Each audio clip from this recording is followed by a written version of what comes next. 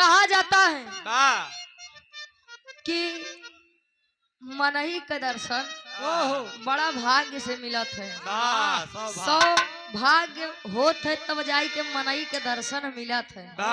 आजकल सबके दर्शन तो ठीक है बा, लेकिन मनई के दर्शन बड़ा दुर्लभ होई बा। देखता समय के इतनी व्यस्तता होई बा, ना ही पहुंच पाए, ना ही जाए के मन बा।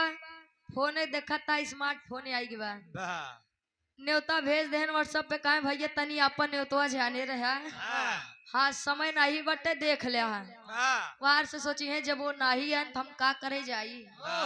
मोबाइलिए से पैसा दे के कहीं भैया अपन तू लिख ले जाने रहा। उकाबा घरे अकेले ही आई न पाऊ। तो आज के जमाने में मनई का दर्शन सबसे ज्यादा दुर्लभ बा।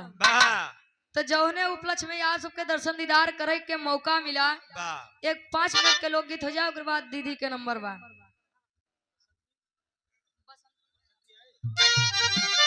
चावल के साथ है चटनी अचार सलाद मिल जाए तो 2-4 कवर बे मन का खियाते है। ज्यादा ना, बस 2 मिनट।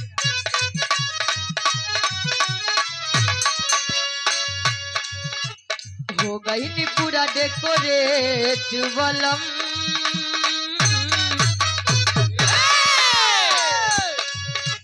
हो गई नी पूरा डेकोरेट बलम, करिया ऊपर नीचे सेट बलम।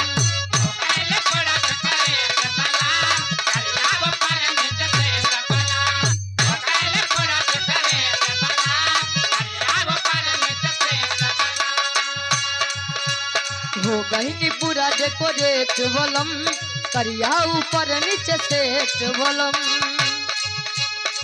बेरी बेरी सर के अचरवा आई न पीन लगा दी अड़ी जाई।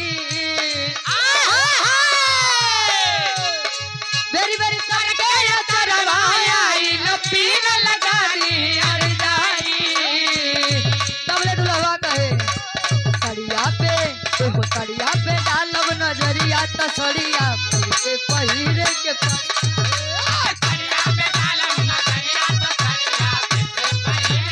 क्या बात।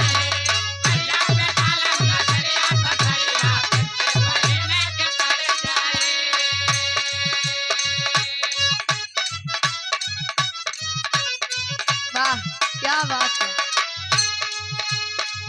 हम बानी सतारा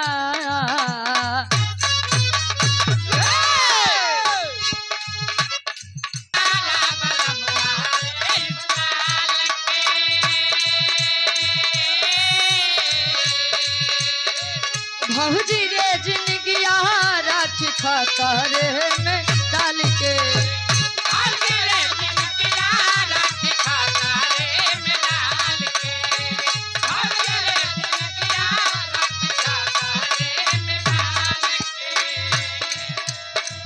हम बानी सतारा बलमुआ 23 साल के, भौजी रे जिंदगिया राखी खतरे में डाल के।